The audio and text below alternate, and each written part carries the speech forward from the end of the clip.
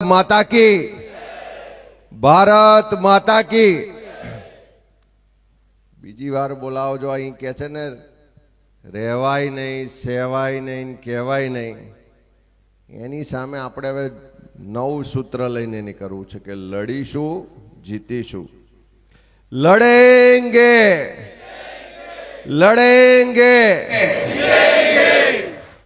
આજે ગુજરાતની જનતાના જે પ્રશ્નો છે, ફરિયાદો છે, જે તકલીફો છે, જે દુઃખ છે, દર્દ છે, જે આક્રોશ છે, એને વાચા આપવા માટે આ જનાક્રોશ યાત્રાના મંચ પર વિરાજમાન વિધાનસભા કોંગ્રેસ પક્ષના નેતા, ભારત સરકારના પૂર્વ મંત્રી આદરણીય તુષારભાઈ ચૌધરી, આપણા સૌના વડીલ સન્માનીય વિધાનસભા કોંગ્રેસ પક્ષના પૂર્વ નેતા આદરણીય સુખરામભાઈ, આપણા ખૂબ સિનિયર આગેવાન ગુજરાત સરકારના પૂર્વ મંત્રી આદરણીય ભીખાભાઈ રબારી, જિલ્લા કોંગ્રેસ સમિતિના પ્રમુખ ભાઈ શ્રી ચેતનસિંહભાઈ, છોટાઉદેપુર જિલ્લા કોંગ્રેસ સમિતિના પ્રમુખ ભાઈ શ્રી શશીભાઈ રાઠવા, ભાઈ ચિરાગભાઈ, ભાઈ અજીતસિંહભાઈ, આપણા સૌના વડીલ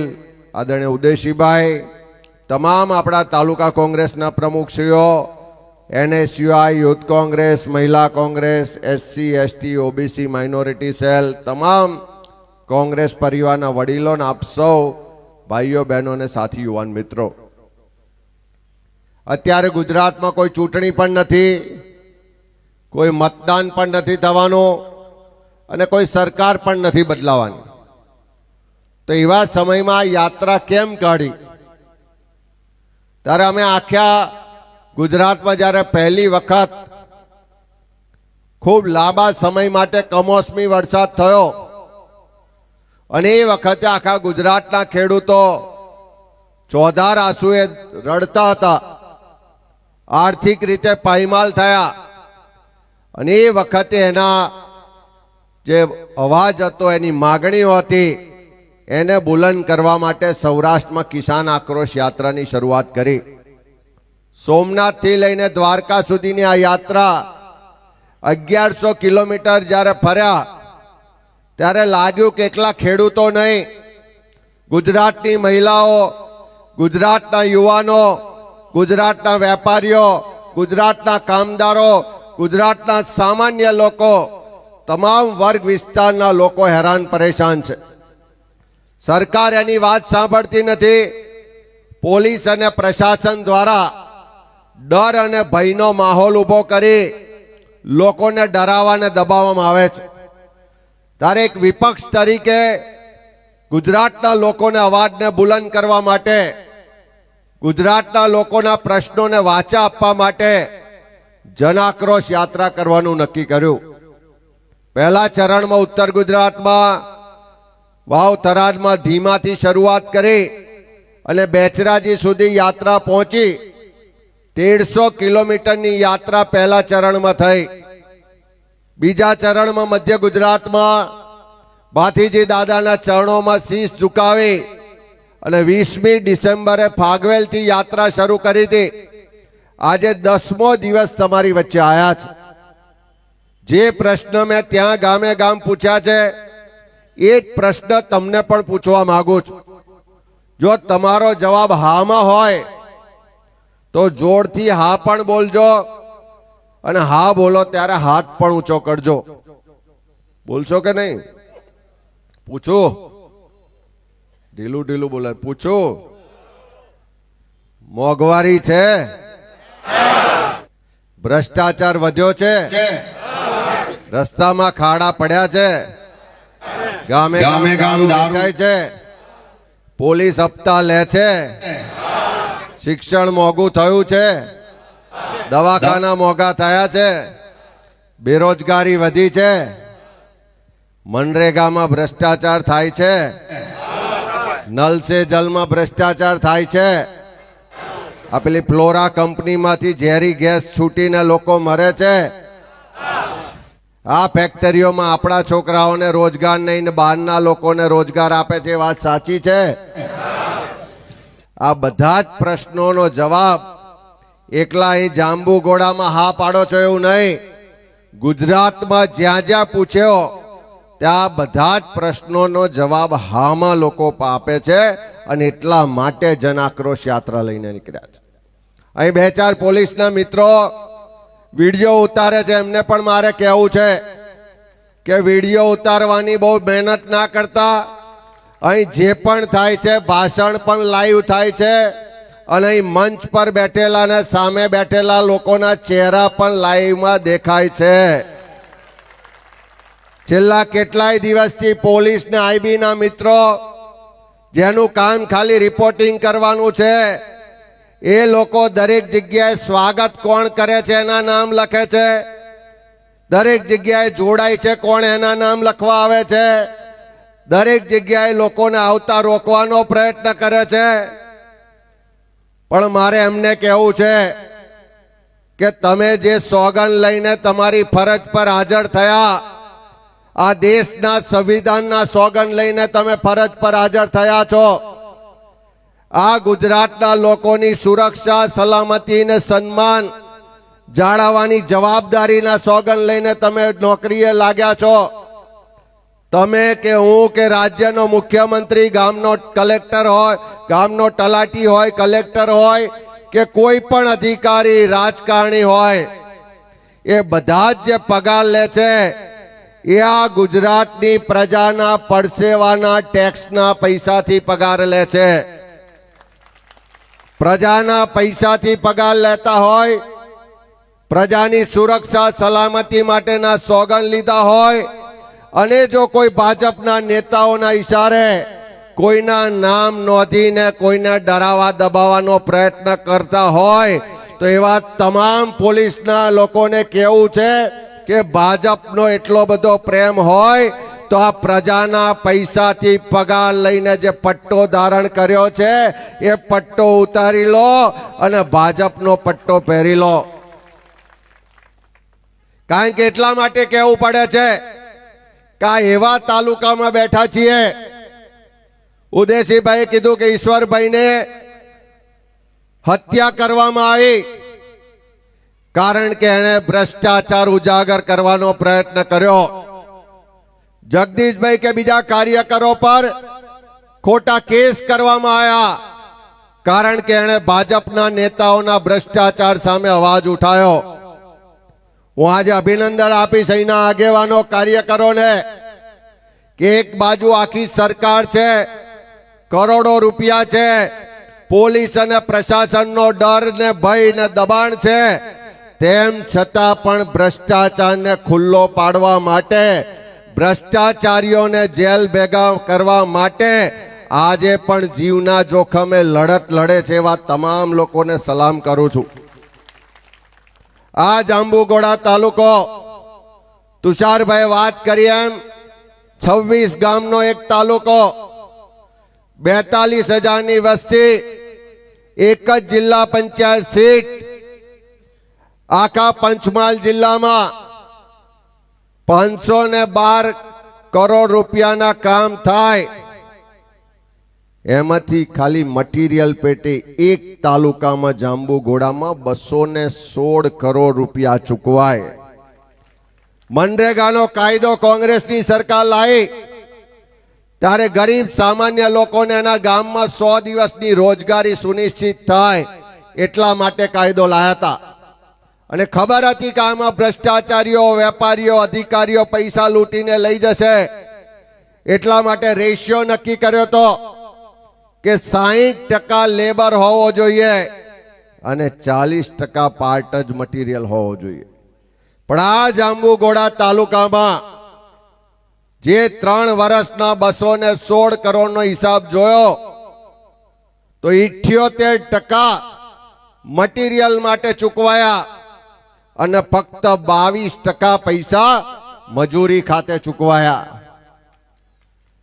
મેં તપાસ કરી, એની માહિતીઓ કઢાવી, જે મટીરિયલ સપ્લાય કરવા વાળી એજન્સીઓના બિલ જોયા, એના જે નામ જોયા તો પહેલું નામ હતું ગિરિરાજ ટ્રેડર્સ, બીજું નામ હતું ગિરિરાજ એન્ટરપ્રાઇઝ ત્રીજું નામ હતું ગિરિરાજ સપ્લાયર્સ, ચોથું નામ હતું જય માતાજી સપ્લાયર્સ.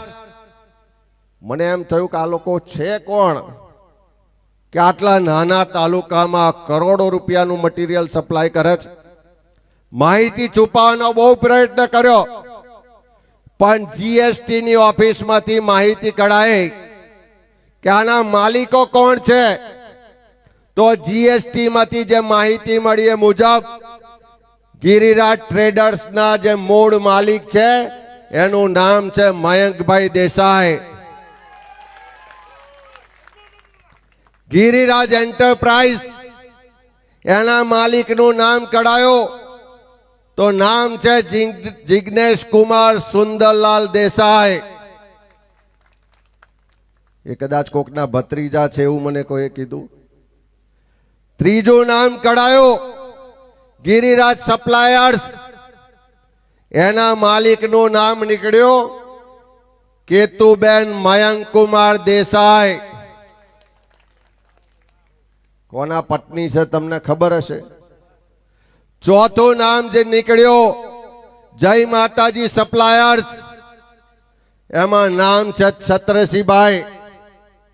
એ કોના ડ્રાઈવર હતા, કોના માણસ હતા એ ખાલી જાંબુઘોડા તાલુકો નહીં, પંચમહાલ જિલ્લો નહીં, હવે આખું ગુજરાત અને દેશ ઓળખે છે કે આ ચારે ચાર એજન્સીઓ કોની હતી.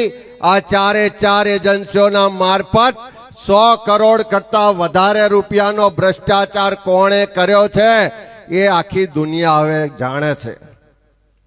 વાત રહી કે તમે અહીંયા લડો છો, અમે અહીંયા વિધાનસભામાં ઉજાગર કર્યો, પ્રેસ કોન્ફરન્સો કરી, સરકારને ઇન્ક્વાયરીના કાગળ લખ્યા.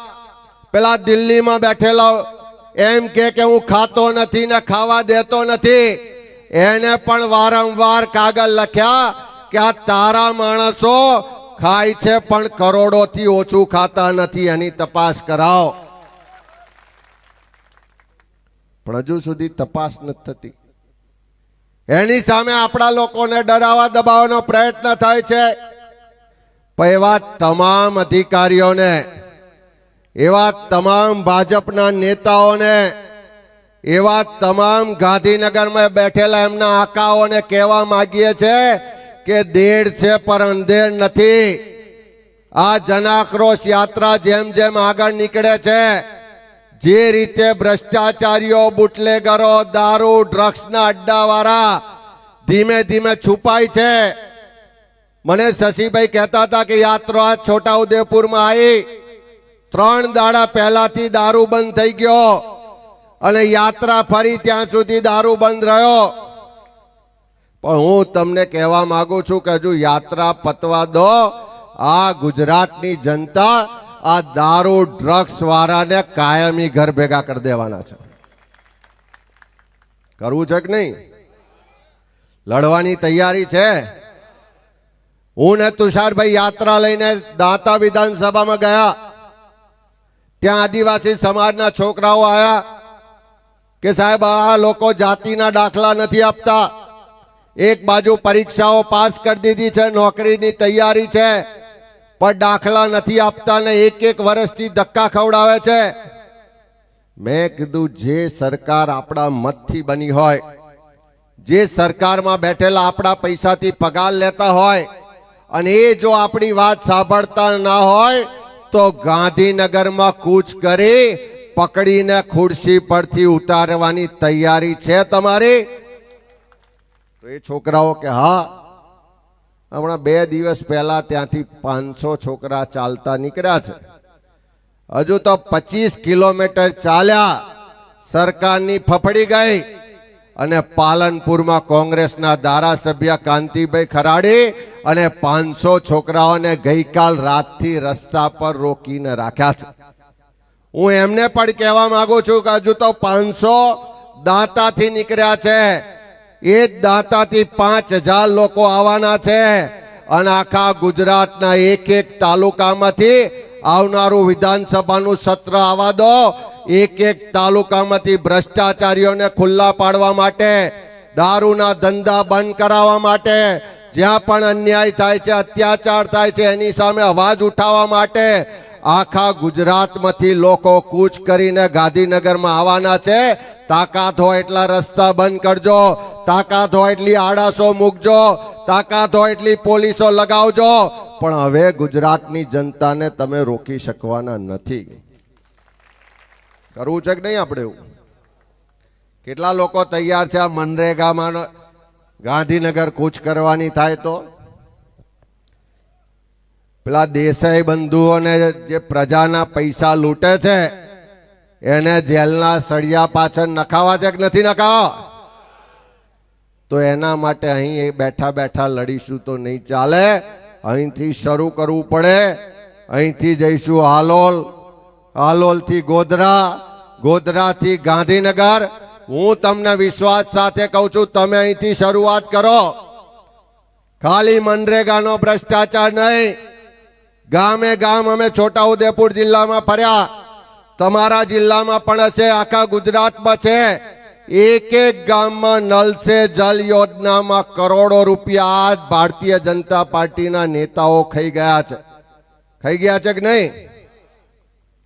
એ બધા જ ભ્રષ્ટાચારીઓને ખુલ્લા પાડવા તમારું ગામે ગામ સ્વાગત પણ થશે અને ગામે ગામથી લોકો જોડાશે પણ ખરા.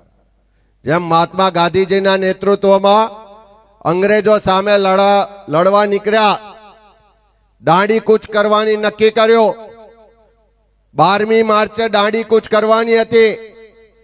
અમદાવાદ સાબરમતી આશ્રમમાં 11મી માર્ચે સાંજે જ્યારે બધા જમવા બેઠા ત્યારે ગાંધીજીએ કહ્યું કે કાલે સવારે આપણે આશ્રમની બહાર નીકળીશું એટલે સામે અંગ્રેજોની ગોળીઓ છે, અંગ્રેજોની લાઠીઓ છે, પકડી પકડીને જેલમાં નાખી દેશે.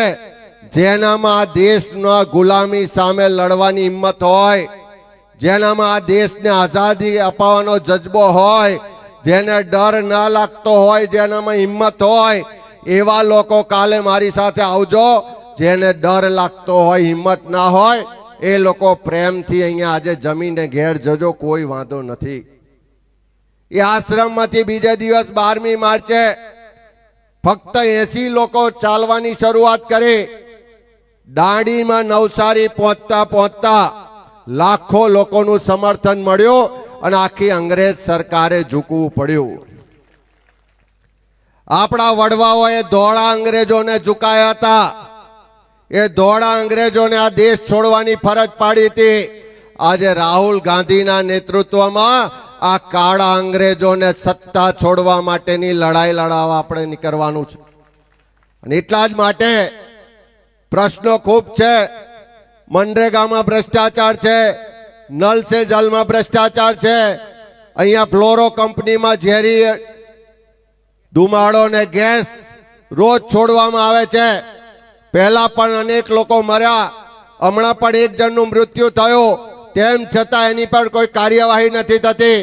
ચારે બાજુ ભ્રષ્ટાચાર ચાલે છે. પોલીસને રાજકારણીઓના હપ્તાને કારણે દારૂ ને ડ્રગ્સની બધી વધી છે. દારૂને કારણે નાની ઉંમરમાં આપણા દીકરાઓ વ્યસનના રવાડે ચડીને મોતને ભેટે છે. આખું ઘર બરબાદ થઈ જાય છે. નાની ઉંમરની બેન દીકરીઓ આજે વિધવા થાય છે. ત્યારે એ તમામ જે દારૂ ને ડ્રગ્સના બુટલેગરો છે, હપ્તાખોર સરકાર છે, એની સામે પણ લડવાનું છે. યુવાનોને રોજગાર નથી મળતો. ફિક્સ પગાર, કોન્ટ્રાક્ટ, આઉટસોર્સિંગના નામે શોષણ થાય છે. અહીં અગર આપણે હાલોલમાં કોંગ્રેસના સમયમાં એ ઘડીએ વિઝનરી નેતૃત્વ હતું કે પછાત વિસ્તારમાં ઇન્ડસ્ટ્રી આવે અને ત્યાંના સ્થાનિક લોકોને રોજગાર મળે, એટલા માટે કાયદો કર્યો હતો કે 85% સ્થાનિકોને રોજગાર મળવો જોઈએ. આજે આપણા છોકરાઓને અહીંયા નોકરીઓ નથી મળતી. આ વિસ્તારમાંથી છેક સૌરાષ્ટ્ર સુધી લોકો મજૂરી કરવા જાય છે. અહીંયા જે કામદારો છે એની પાસે પણ 8 કલાકને બદલે 12 કલાક 16 કલાક સુધી કામ કરાવવામાં આવે છે. એને પણ પૂરતો પગાર નથી મળતો. કામદારોનું પણ શોષણ થાય છે. આ બધા જ મુદ્દા લઈને આપણે નીકળવાનું છે. મારી આપ સૌને વિનંતી છે, પેલી આપણામાં ગુજરાતીમાં કહેવત છે કે આપ મુવા વગર સ્વર્ગે ના જવાય. જાતે મેદાનમાં ના ઉતારીએ, જાતે મેદાનમાં ના ઉતારીએ ત્યાં સુધી કોઈ બીજો મદદ કરવા આવે નહીં. આપણે ભ્રષ્ટાચારીઓને ખુલ્લા પાડવા છે, આપણે ગેરવહીવટ અટકાવવો છે, આપણે પોલીસ ને પ્રશાસનનો ડર દૂર કરવો છે, તો આપણા જાતથી શરૂ કરવી પડશે. આ તુષારભાઈ કીધું એમ અમે બંને નીકળ્યા તો શરૂઆતમાં લોકો બોલતા ડર લાગતો હતો. સામે પોલીસ વાળા કેમેરો લઈને ઊભા હોય તો લોકો મોઢું છુપાવતા હતા. પણ જેમ જેમ યાત્રા આગળ વધે છે, ગઈકાલે અહીંયા સુખરામભાઈ બેઠા છે, શશીભાઈ બેઠા છે, પૂછો કે એક ગામમાં બહેનોને પૂછ્યું કે આ મધ્યપ્રદેશની બોર્ડર છે, દારૂ ક્યાંથી આવે છે? તો 50 બહેનો એકી સાથે કહ્યું કે સાહેબ આ રોડેથી દારૂ આવે છે અને દારૂને એસ્કોર્ટ કરીને પોલીસ જ લઈ જાય છે. પોલીસ પણ આ દારૂના ધંધામાં ભાગીદાર છે. એમને પૂછ્યું કે બંધ કરાવો છે, એના માટે લડવા તૈયાર છો? જનતા રેડ કરશો? તો 100 ભાઈઓ ઉભા હતા, કોઈની શરમ રાખ્યા વગર, કોઈનાથી ડર્યા વગર ગામની ભાગોરે બહેનોએ કીધું કે તમે કહેશો તો ડફણા લઈને આવીશું અને ગાંધીનગર સુધી જવાનું થાય તો પણ અમારી તૈયારી છે, પણ અમારા છોકરાઓની જિંદગી બરબાદ થતી બચાવો. ગઈકાલે સુરતમાં લોકોએ જનતા રેડ કરી. આખા ગુજરાતમાં ધીમે ધીમે જનતા રેડ થઈ રહી છે. ભ્રષ્ટાચારીઓ પણ ખુલ્લા પડી રહ્યા છે. અને હું કહું છું કે બચાવવા હોય એટલા બચાવી લેજો, પણ એક પણ ભાજપનો નેતા ભ્રષ્ટાચારી હશે તો એને છોડવાના નથી. દેવગઢ બારિયામાં જ્યારે મનરેગાની તપાસની શરૂઆત કરાઈ તો બધા એમ કહેતા હતા કે આ તો કોંગ્રેસ વિરોધ કરવા ખાતર ભાષણો કરે છે, ખોટા આરોપ લગાવે છે. પણ ધીમે ધીમે કૌભાંડ નીકળ્યું તો છોકરાઓએ જેલમાં જવું પડ્યું. તેમ છતાં મંત્રીને નતા હટાવતા, ઓફિસમાં આવવાની ના પાડી દીધી, સ્ટેજ પર બેસાડવાનું બંધ કરી દીધું, ભાષણ આપવાનું બંધ કર્યું, પણ મંત્રીને હટાવતા નતા. હજુ લખી રાખજો, હજુ તો છોકરા ગયા છે. આવનારા દિવસોમાં એટલા સજ્જડ પુરાવા છે કે માજી મંત્રીઓને પણ જેલમાં જતા કોઈ બચાવી શકવાના નથી. જો એ ના બચ્યા હોય તો આપણા મયંકભાઈ બચશે? જે ખોટું કરવા વાળા છે, જે ભ્રષ્ટાચારીઓ છે, જે લોકોનો જીવ લેવા માટે, કોઈની હત્યા કરવા માટે કોઈ કાવતરા કર્યા છે, એવા કોઈ બચવાના નથી. પણ મારી તમને એક જ વિનંતી છે કે આપણે આ 5 આંગળીઓ છે, છૂટી છૂટી હોય તેની કોઈ તાકાત હોય ખરી? પણ 5 આંગળીઓ ભેગી થઈને આવો મજબૂત મુક્કો બને તો ભલો એનાથી બીવે કે ના બીવે? કદાચ થોડા લોકો રજૂઆત કરવા જાય, થોડી બહેનો લડવા જાય તો પોલીસ પણ બીવડાવે, કોઈ બુટલેગર કે કોઈ નેતા પણ બીવડાવે. પણ અહીંયાથી આપણે હજારોની સંખ્યામાં નીકળ્યા હોય તો ભલા લોકો પગે લાગવા આવશે. મારા શબ્દો તમે યાદ રાખજો. અને આપણે બધા તો, આપણા વડવાઓ તો અંગ્રેજોથી પણ નતા ડરતા, અંગ્રેજો સામે પણ લડ્યા હતા. સામી છાતીએ ગોળી ખાવા વાળા લોકો છીએ, પીઠ પાછળ ખંજર ભોકવા વાળા નથી. આપણે તો એવા ભારતીય રાષ્ટ્રીય કોંગ્રેસના કાર્યકરો છે કે જેણે સામી છાતીએ ગોળીઓ ખાધી છે, જેના નેતૃત્વએ વર્ષો સુધી જેલમાં આખી જિંદગી સમર્પિત કરી છે, જેણે આખી મિલકતો સમર્પિત કરી છે અને આ દેશને આઝાદી અપાવી છે.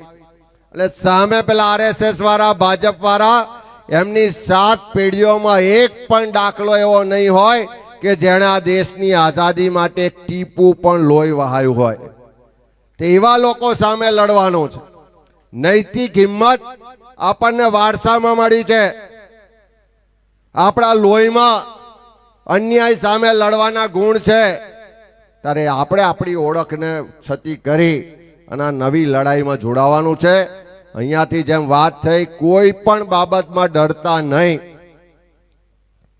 કોઈ એમ કે જેલમાં નાખી દઈશું, મેં કાલે જ કીધું છે કે 1-2 મહિના જવા દો, આ યાત્રા પતે એટલે અમે જ આખા ગુજરાતમાં જેલ ભરોનો કાર્યક્રમ આલવાના છીએ કે લે તાકાત હોય એટલા પૂરી જો, તમારી જેલો ઓછી પડશે એટલા લોકો તમારી સામે લડવા રસ્તા પર ઉતરશે. આ લડાઈ લડવા માટે કોંગ્રેસ પાર્ટી તમારી સાથે છે.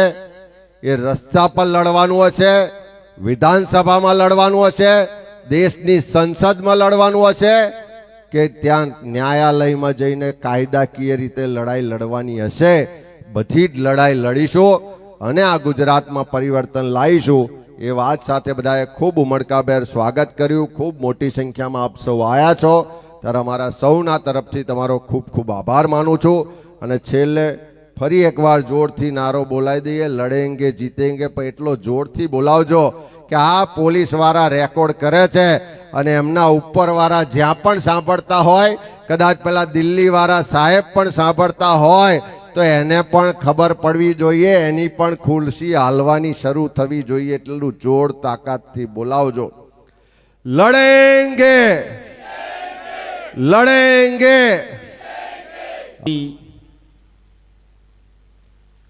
ઉત્તર ગુજરાતની જન આક્રોશ યાત્રા હોય કે ત્રીજા તબક્કામાં મધ્ય ગુજરાતની જન આક્રોશ યાત્રા લગભગ 35 દિવસ થઈ ગયા છે.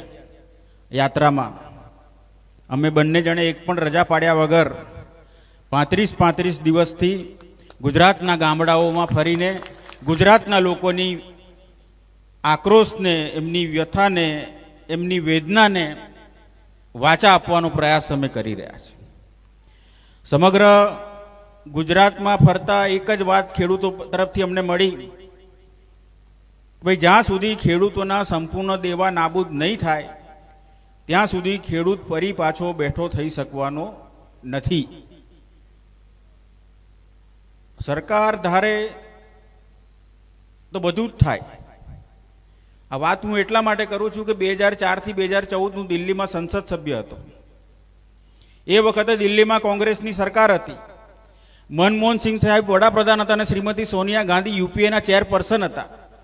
એ વખતે કોંગ્રેસની સરકારે નિર્ણય લીધો કે અમારે ખેડૂતના છેલ્લા 10 વર્ષના દેવા નાબૂદ કરવા છે ને એના માટે 60,000 કરોડ રૂપિયા બી રકમ ખર્ચવાની અમારી તૈયારી છે. ને આખા દેશમાંથી ખેડૂતોના 10 વર્ષના દેવાનો આંકડા મંગાવ્યા. ત્યાં આંકડો પહોંચી ગયો 71,000 કરોડ. 11,000 કરોડ વધી ગયા. તો સરકારે મંત્રણા કરી નાણાં વિભાગ સાથે કે હવે આનું શું કરવું. તો નાણાં વિભાગે એમ કીધું કે ભાઈ 10ની જગ્યાએ 8 વર્ષના દેવા નાબૂદ કરો તો 60,000માં હિસાબ પૂરો થઈ જશે. પણ એ વખતે શ્રીમતી સોનિયા ગાંધી અને મનમોહન સિંહ સાહેબે નક્કી કર્યું કે આ ભાઈ આ હિસાબ પૂરો કરવાની વાત નથી, આ ખેડૂતને બેઠો કરવાની વાત છે. 11,000 કરોડ સરકારના જતા હોય તો ભલે જાય, પણ 71,000 કરોડના ઐતિહાસિક દેવું 2008માં કોંગ્રેસની સરકારે નાબૂદ કરેલું. ને એનો ફાયદો ઘોગંબા હોય કે હાલોલ હોય કે કાલોલ હોય કે સંખેડા હોય કે નસવાડી હોય કે ઉદયપુર હોય કે કવાંટ હોય, સમગ્ર દેશ ને ગુજરાતના દરેક તાલુકામાં ખેડૂતના દેવા નાબૂદ થયેલા. અને ખેડૂતને રાહત આપવાનું કામ જો કોઈએ કર્યું હોય તો એ કોંગ્રેસની સરકારે કરેલું. 1985માં અમરસિંહભાઈ ચૌધરી મુખ્યમંત્રી હતા. એક ઝાટકે નિર્ણય લીધેલો કે ખેડૂતના ખેતરે જેટલા મીટર છે બધા કાઢીને ફેંકી દો કૂવામાં, અને હોર્સ પાવર દીઠ વીજળી સરકાર આપશે. 5 હોર્સ પાવરનું કનેક્શન લો તો 2 હોર્સ પાવર ફ્રી. 1 હોર્સ પાવરના 175 રૂપિયા. 525 રૂપિયામાં ખેડૂતને આખું વર્ષ વીજળી વાપરવા મળતી હતી. અને આજે આટલી બધી સરકારો બદલાઈ ગયા, આટલા બધા મુખ્યમંત્રીઓ બદલાઈ ગયા, કોઈ મુખ્યમંત્રી કે સરકારની તાકાત નથી કે ફરી તમારા ખેતરે મીટરો લગાવી શકે. વાત સાચી છે ખોટી છે? આ કામ બી કોંગ્રેસની સરકારે કરેલું. કોંગ્રેસની સરકારે માત્ર ખેડૂતોના દેવા નાબૂદ નહોતા કર્યા, પણ ગરીબમાં ગરીબ માણસ રાત્રે ભૂખ્યો ના ઊંઘે એના માટે 5 કિલો અનાજ દર મહિને મફત આપવાનો કાયદો કર્યો હોય તે પણ કોંગ્રેસની સરકારે કરેલો. આ જ કોંગ્રેસની સરકારે જંગલમાં રહેતા આદિવાસીઓને જંગલ જમીન આપવાનો કાયદો કરેલો. માહિતી અધિકારનો કાયદો કરેલો, ગરીબમાં ગરીબ મા બાપનો બાળકને પણ ભણવામાં પૈસા ના ખર્ચવા પડે એટલા માટે ફરજિયાત મફત શિક્ષણનો કાયદો પણ કોંગ્રેસની સરકારે કરેલો. આ બધું 2004 થી 2014 10 વર્ષમાં કોંગ્રેસની સરકારે કર્યું. પણ 2014માં વાતાવરણ બદલાઈ ગયું. તમે બધા દેવું માફ કરેલું એ ભૂલી ગયા, બધું ભૂલી ગયા. કારણ કે તમને કોઈએ 15 લાખ રૂપિયા આપવાની વાત કરી, 15 लाख रुपया આપવાની વાત કરી. बहुत हुई महंगाई की बार, अब की बार मोदी सरकार ने पेली थप्पड़वाड़ी जाहिरात आवती थी, थप्पड़वाड़ी जाहिरात आवती थी એટલે તમને બધાને એમ થયું કે હવે તો કંઈ બદલવું પડે, નહીં તો મેળ પડશે નહીં. એટલે તમને થપ્પડ લાગી કે નહીં એ મને ખબર નથી, પણ અમે 26 જણને તો થપ્પડ લાગી, તો 26 ઘર ભેગા થઈ ગયા. એનોય મને અફસોસ નથી, એનોય મને અફસોસ નથી. પણ હું તમને આજે પૂછવા આવ્યો છું કે અમારી સરકાર હતી 2014 સુધી 56 રૂપિયા ડીઝલ આલતી હતી, આજે 90 રૂપિયા મળે છે તો કેવું લાગે છે? અમારી સરકાર 71 રૂપિયા લીટર પેટ્રોલ આલતી હતી, આજે 99 રૂપિયા મળે છે તો કેવું લાગે છે? અમારી સરકાર 380 રૂપિયા ગેસનો બાટલો આલતી હતી બહેનો, આજે 1100 ને 1200 થઈ ગયા તો કેવો લાગે છે બાટલો? હું તો એ પૂછવા જ આવ્યો છું, મારે કંઈ બીજી વાત જ નથી કરવી. એ વખતે ડોલરનો ભાવ 62 રૂપિયા હતો, આજે 90 પાર થઈ ગયો ડોલર, તો કેવું લાગે છે? એ વખતે બહેનો સોનાનો તોલાનો ભાવ 24,000 રૂપિયા હતો, આજે 1,40,000 થઈ ગયું છે, 1,40,000. આજે પરિસ્થિતિ એવી હોય છે, બક્ષીપંચ સમાજનો માણસ હોય કે બીજા સમાજનો માણસ હોય, મધ્યમ વર્ગનો માણસ હોય, સોનાની દુકાન સામે તો આમ પગે લાગી પગથી આમ લઈને જતા રહેવું પડે, પણ ભૂલથી ચડાય નહીં એવી પરિસ્થિતિમાં આજે લાવી ગયા છે. તો મોંઘવારી ઘટી કે વધી? એ લોકોએ તો એમ કીધેલું કે મોંઘવારી અમે ઘટાડી દઈશું, 15 લાખ રૂપિયા તમારા ખાતામાં નાખીશું. કોઈ આવી વસ્તુ કરી નથી, છેતરવા સિવાય કંઈ કામ કર્યું નથી. એવી સરકારને આપણે કાઢવાની છે. એવી સરકારને નહીં કાઢીએ ત્યાં સુધી આપણો ઉદ્ધાર થવાનો નથી. પણ આ લોકો હોશિયાર છે, બહુ ભાજપવાળા બહુ હોશિયાર છે. એ લોકો જાણે છે કે આખા દેશમાં 50% વોટ તો મહિલાઓના જ છે, બહેનોના જ છે, તો 50% આપણે પાકા કરી લઈએ તો ભાઈઓ પાસે તો 2-5% આવે તો જીતી જવાય કે ના જવાય? કારણ કે જીતવા માટે તો 50ની ઉપર જે આવે તે જીતી જ જાય, ને 3-4 ભાગલા પડ્યા હોય તો 25% વાળો બી જીતી જાય. પણ 50% બહેનોના પાકા કરી લઈએ તો કોઈ વાંધો આવે એમ નથી. એટલે એ લોકોએ હમણાં બિહારમાં ચૂંટણી હતી, તો બિહારમાં ચૂંટણી હતી તે લોકોએ દરેક બહેનોના ખાતામાં 10,000 રૂપિયા નાખી દીધા. 10,000 રૂપિયા નાખી દીધા. એટલે બહેનોય રાજીની રેડ, કારણ કે 10,000 રૂપિયા તો એમને તો 50 વર્ષ સુધી કોઈ વાંધો જ ના આવે, કારણ કે કોમય ના જવું પડે, મજૂરી ના કરવી પડે. 10,000માં તો આખું પૂરું થઈ જાય, લગ્નોય પતી જાય ને બધું 12મું થઈ જાય ને 13મું થઈ જાય, કશો વાંધો આવે નહીં 10,000 રૂપિયામાં. તો એવી બહેનો રાજીની રેડ થઈ ગઈ તો ભાજપ પડાને જીતાડી દીધા. પણ મારે તમને પૂછવું છે કે તમે ગુજરાતમાં મત આલો છો કે નહીં આલતા? તો તમને ગુજરાતના ભાજપ પડાય તો 10 રૂપિયા કોઈ દિવસ આલ્યા નહીં. તો હમણાં તાલુકા પંચાયત, જિલ્લા પંચાયત, નગરપાલિકાની ચૂંટણી આવવાની છે, એટલે ભાજપવાળા આવે બહેનો તેને એમ કહેજો કે પહેલાં પેલો 10,000નો હિસાબ પતાવીએ પછી તારા મતની વાત કરીએ. એટલે તું મને 10,000 પેટીએમ કર, કાં 10,000 મને ગૂગલ પે કર, કાં 10,000 મારા ખાતામાં નાખ, કાં 10,000 મારા હાથમાં રોકડા આપ, પછી મતની વાત કરજો. આવું તમારે કહેવું પડશે ભાજપવાળા આવે. કહેશો ને? આવું કહેવું પડશે, નહીં તો પાછા છેતરી જશે. એટલે ભાજપ છેતરવા સિવાય કોઈ કામ કરતી નથી. અમારા વડીલ બારિયા સાહેબે કીધું કે નરેગા યોજનામાં ખૂબ મોટો ભ્રષ્ટાચાર ચાલે છે. અમે લોકોએ વારંવાર વિધાનસભામાં બી એ પ્રશ્ન ઉઠાવ્યો છે, પણ આ સરકાર જ ભ્રષ્ટાચારી હોય તો ભ્રષ્ટાચાર છાવરવા સિવાય કોઈ કામ કરે ખરું? કારણ કે તમે આજે દાખલા જુઓ, ગાંધીનગરનો કલેક્ટર 20,000 કરોડના કૌભાંડમાં આજે જેલમાં છે, હજી બહાર આવી શક્યો નથી. અમારા સુરતના એક કલેક્ટર હતા, 2,000 કરોડની જગ્યા 1956માં એના પર શ્રી સરકાર બોલતું હતું, એમાં સાહેબે 32 નામ ચડાવી દીધા બિલ્ડરોના. મેં એક પત્ર લખ્યો તો 16 જ દિવસમાં એને સસ્પેન્ડ કરી દીધો. આજે નોકરીનો મેળ પડ્યો એનો નથી. હમણાં તમે જુઓ સુરેન્દ્રનગર જિલ્લાનું 1500 કરોડનું જમીન કૌભાંડ આવ્યું.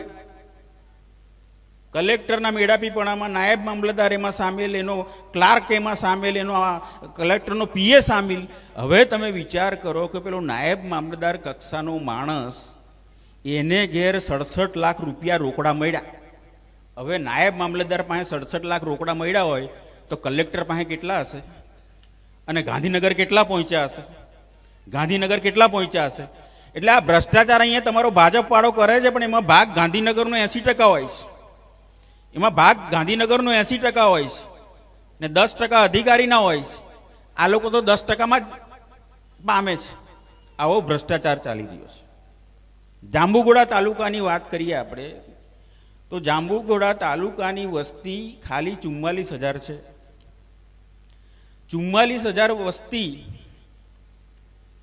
44,000 લોકોને માની લઈએ કે બધા જ જોબ કાર્ડ ધરાવે છે, બધા જ ખાડો ખોદવા જાય છે, બધા જ માટી મેટલના રસ્તા બનાવવા આખો તાલુકો જાય છે. કોઈ નાનું છોરું જાય છે ને 80 વર્ષના 90 વર્ષના વડીલ આપણા ઘરમાં છે, એ બધા મજૂરી કરવા જાય છે.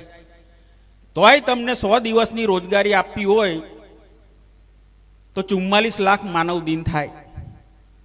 44 લાખ માનવ દિન થાય ને તમને 200 રૂપિયા રોજ ગણીએ આપણે, 200 રૂપિયા રોજ ગણીએ તોય વર્ષમાં 88 કરોડ રૂપિયાનો જ નરેગામાં ખર્ચો જાંબુઘોડામાં થાય.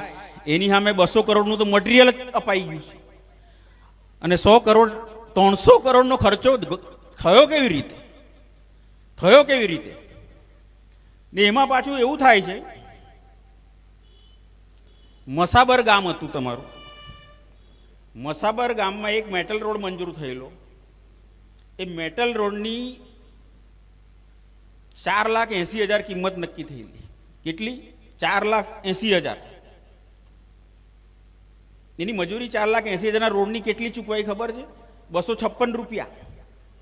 મજૂરી 256 રૂપિયા જ. નરેગા યોજના એવું કહે છે કે 60% મજૂરી ને 40% મટીરિયલ. તો અહીંયા તો 4,80,000 ચૂકવાઈ ગયા, એની સામે મજૂરી ખાલી 256 જ. એટલે સપનામાં જ રોડ બની ગયો. હું સપનામાં જ રોડ બની ગયો કે શું થયું? એવું જ બીજું એક તમારા જાંબુઘોડા તાલુકામાં એક કૂવો બનાવવાનો હતો. એક ભાઈનો કૂવો મંજૂર થયો. એની રકમ કેટલી થઈ? 1,60,000 કૂવો બનાવવાનો. એની મજૂરી કેટલી થઈ? 512 રૂપિયા. 2 મજૂરીએ કૂવો ખોદી કાઢ્યો. કેટલા દિવસમાં ખોદ્યો ખબર છે કૂવો? 2 દિવસમાં. 2 દિવસમાં 1,60,000 નો કૂવો ખોદાઈ ગયો. પેમેન્ટ બી થઈ ગયું ને મજૂરી બી ચૂકવાઈ ગઈ. પણ જે દિવસે પાછું પલટ્યું, કોંગ્રેસની સરકાર આવી, ત્યારે ભલે હમણાં ભ્રષ્ટાચાર કર્યો છે, એ ટીડીઓ રિટાયર થયો હશે ને એને જેલમાં મોકલીશું. એ જે ડીડીઓ હશે એને જેલમાં મોકલીશું. ને જેટલા એની સાથે સંડોવાયેલા હશે, જેટલા એને મટીરિયલ સપ્લાય કરનારી એજન્સી હશે, કોઈને છોડીશું નહીં, કોઈને છોડીશું નહીં. આ કામ અમે તમને કરીને બતાવીશું. કારણ કે આજે આક્રોશ તમારો એ જ છે કે ભ્રષ્ટાચાર થઈ રહ્યો છે, મોટા પાયે ભ્રષ્ટાચાર થઈ રહ્યો છે. કોંગ્રેસના જમાનાનો સરપંચ હોય, બિચારો 20 વર્ષ સરપંચ રહ્યો હોય તો એવો સરપંચ એવો ને એવો જ રહે. ને ભાજપ વાળો સરપંચ 5 વર્ષ રહે સરપંચ, સાયકલ જીતો હોય ત્યારે સાયકલ હોય, ટર્મ પૂરી થાય ત્યાં સુધીમાં તો ફોર્ચ્યુનર ગાડી આવી જાય, પાકો બંગલો બી બની જાય, ઘરવાળી બી એક હોય તો 2 થઈ જાય, બીજું ઘણું બધું થઈ જાય. આ શું ચાલી રહ્યું છે? આ શું ચાલી રહ્યું છે? ભ્રષ્ટાચારથી આખું ગુજરાત આજે બરબાદ થવા જઈ રહ્યું છે. એને રોકવાનો સમય આવી ગયો છે. એને રોકવાનો સમય આવી ગયો છે. અને રોકવા માટે અમે જન આક્રોશ યાત્રા લઈને નીકળ્યા હોય ત્યારે તમને સૌને વિનંતી કરું છું કે પરિવર્તનમાં સહભાગી બનો. તો જ આપણા સારા દિવસો આવશે, તો જ આપણા નવી પેઢીનું ભવિષ્ય ઉજ્જવળ બનશે. એના માટે આપ સૌ કોંગ્રેસ પક્ષને સાથને સહકાર આપો, એ મારી સૌને વિનંતી.